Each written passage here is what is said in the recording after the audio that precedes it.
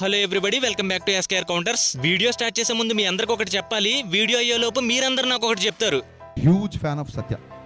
Point number 1, Manchu Vishnu అన్న గురించి మాట్లాడుకునే ముందు అసలు ఈ స్ట్రైక్స్ అనేవి క్రియేటర్ మీద ఎంత ఇంపాక్ట్ కలగజేస్తాయో మాట్లాడుకుందాం. పాయింట్ నెంబర్ 2, అసలు ఈ కాపీరైట్ స్ట్రైక్స్ అనేవి మన ఛానల్ కి ఏమైనా పడ్డాయా, ఒకవేళ పడితే ఎవరైనా మనకి హెల్ప్ చేశారా లేదా. దీంతో పాటు రీచ్ కోసం చేసే క్రియేటర్లు ఎలా ఉంటారు, అయ్య బాబోయ్ 50K వ్యూస్ వచ్చేసినాయి, ఇలాగే ఉంచితే 1 lakh వ్యూస్ వచ్చేస్తాయేమో, రీచ్ ఎక్కువైపోయింది, డిలీట్ చేసేద్దాం అనుకునే క్రియేటర్లు ఎంతమంది ఉన్నారు, వీళ్ళ గురించి కూడా మాట్లాడుకోబోతున్నాం. దానికంటే ముందు మీకు ఒక ఇంపార్టెంట్ నోట్ చెప్పాలి. అదేంటంటే ఈ వీడియో ఉంటుందో ఉండదో నాకు తెలియదు కాబట్టి మీరు డౌన్లోడ్ చేసి పెట్టుకోండి. మీ ఛానల్లో అప్లోడ్ చేసుకున్న నో ప్రాబ్లం, నేను ఎవరికి స్ట్రైక్ ఇవ్వను. కానీ మన మంచన్నయ్య కంత్రి వేషాలు వేస్తాడు కాబట్టి మీ ఛానల్ సేఫ్టీ కూడా ఆలోచించుకుని అప్లోడ్ చేసుకోండి.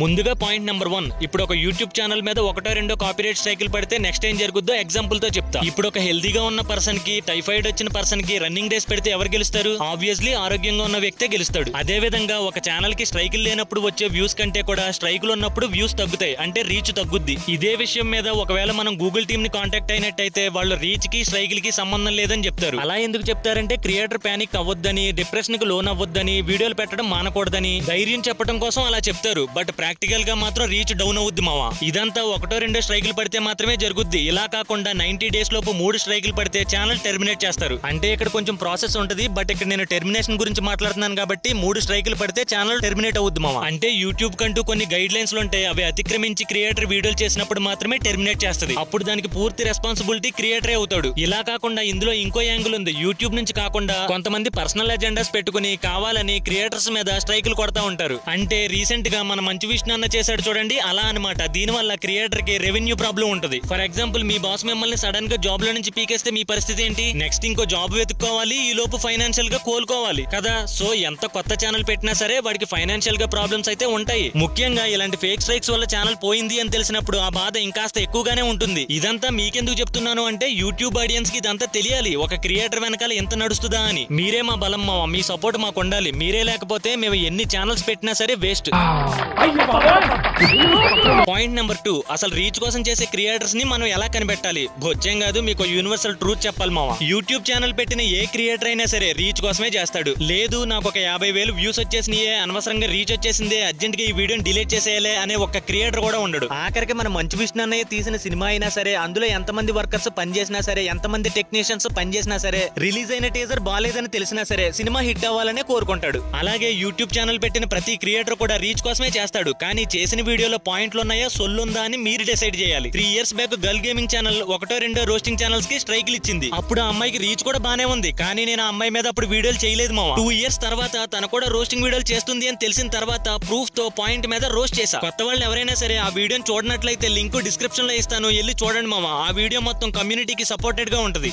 ఇప్పుడు రీచ్ కోసమే చేస్తున్నట్లయితే 3 years బ్యాక్ ఆ టాపిక్ మీద 4 నుంచి 5 వీడియోలు దింపేటోడిని. కానీ నేను 2 years తర్వాత ఒకే ఒక వీడియో దింపాను. ఇక్కడ నా పాయింట్ ఏంటంటే, ఏదైనా ఇష్యూ జరుగుతున్నప్పుడు ముందు వీడియో చేశానా చివరిలో వీడియో చేశానా అనేది పక్కన పెడితే న్యాయం కోసం వీడియో చేశాను, మీరు కూడా ఒకసారి చూడండి మావా. అలా అని తన మీద నాకు కోపమూ లేదు, మళ్ళీ తన జోలికి కూడా పోలేదు. ఎందుకంటే ఆ వీడియోలో నేను కొన్ని క్వశ్చన్స్ అడిగాను, రిప్లై ఇస్తే వీడియో చేద్దాం అనుకున్నాను, తను ఇవ్వలేదు. ఇవన్నీ మీకెందుకు చెప్తున్నాను అంటే యూట్యూబ్ ఆడియన్స్ కి ఇవన్నీ తెలియాలి మావా. ఎస్కేఆర్ కౌంటర్స్ అనేవాడికి ఇగోలు కక్షలు అలాంటివి ఏముండవు. టైం వస్తే వీడియో చేస్తాడు, న్యాయం వైపు ఉంటాడు అని మీకు అర్థం కావాలి.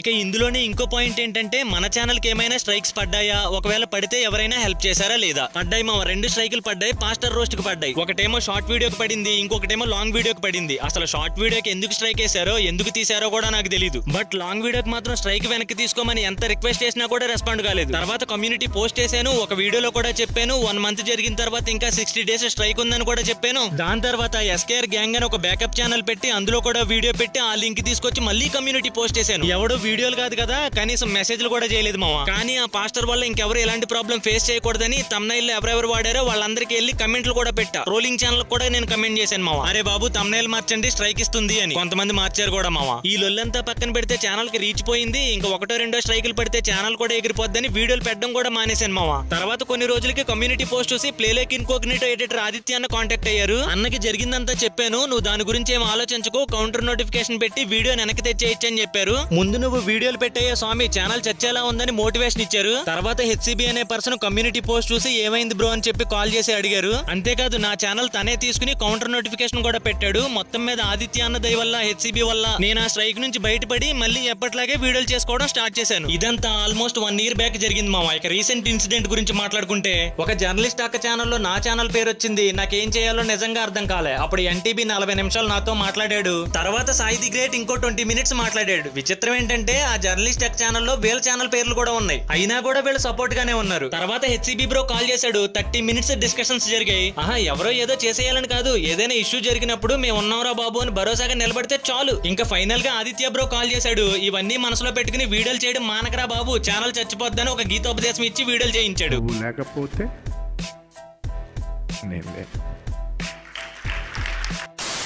ఆ తర్వాత ఏం జరిగిందో ఏంటో తెలియదు మామ. ఆ జర్నలిస్ట్ అక్క కూడా 24 hours లో వీడియో తీసేసింది. నిజంగా నీకు కూడా ఒక స్పెషల్ థ్యాంక్స్ అక్క బాబు. విచిత్రంగా మనకి ఇన్స్టాగ్రామ్ నుంచి కూడా సపోర్ట్ వచ్చింది మామ. నేను నా పైత్యం బ్రహ్మి దాదా అనే మీమ్ పేజెస్ నుంచి నన్ను కాంటాక్ట్ అయ్యి ఒకవేళ నీ ఛానల్ కి ఏదన్నా జరిగితే మా సైడ్ నుంచి ఎంతో కొంత చిన్న హెల్ప్ అయినా చేస్తాం బ్రో అన్నారు. నిజంగా బ్రో అందరికి thank you so much bro. Thank you so much bro. ఇంకా లాస్ట్ అండ్ ఫైనల్ గా ఒక ఛానల్ ఉంది మామ. అదే ఎస్కేఆర్ ఫ్యాన్ గర్ల్. నవ్వకండి మామ, ఈ ఛానల్ కే రీచ్ లేదు, ఇంకా ఫ్యాన్ గర్ల్ ఛానల్ కి ఏం రీచ్ ఉంటదనే కదా. స్ట్రైక్ పడినప్పుడు తను కూడా కాంటాక్ట్ అయ్యారు మామ. దీని మీద వీడియో చేయాలంటే ప్రొసీజర్ ఏంటి అని అడిగారు. బట్ నేను ఆడపిల్లని గొడవలోకి లాగడం ఎందుకని చెప్పి రిప్లై ఇవ్వలేదు మామ. బట్ అయినా కూడా మన ఛానల్ పట్ల ఇంత కన్సర్న్ చూపించినందుకు థ్యాంక్ యూ సో మచ్ అండి. యాక్చువల్ గా వీళ్ళందరి గురించి ఎందుకు చెప్పానంటే వీళ్ళు చేసింది చిన్న హెల్ప్ కాదు మామ, పర్సనల్ గా థ్యాంక్స్ చెప్పి చేతులు దులిపేసుకోవడానికి. సో నిజాయితీగా మన పని మనం చేసుకుంటా పోవాలి. ఏదైనా ఆపదొస్తే ఇదిగో ఇలాంటి వాళ్ళు ఎవరైనా వచ్చా ఆదుకుంటారు. అప్కమింగ్ క్రియేటర్స్ కూడా నేను ఒకటే చెప్తున్నాను, కంటెంట్ పరంగా మీకు ఎన్నున్నా పర్లేదు కానీ దాన్ని పర్సనల్ గా తీసుకోకండి మామ. అట్లీస్ట్ నెక్స్ట్ జనరేషన్ లో ఉండే కమ్యూనిటీ అయినా కొంచెం బాగుంటది అని చెప్తున్నాను. ఈ రోజుకి ఇంతే ఈ వీడియోని లైక్ చేయకపోయినా పర్లేదు కానీ ఒక షేర్ చేయండి మామ. అలాగే ఈ వీడియో ఉంటుందో ఉండదో మనకి తెలియదు కాబట్టి డిస్క్రిప్షన్ లో అలాగే కమెంట్ సెక్షన్ లో కూడా సెకండ్ ఛానల్ యొక్క లింక్ ఇస్తాను. వెళ్ళి సబ్స్క్రైబ్ చేసుకుని రెడీగా ఉండండి. చూద్దాంలే,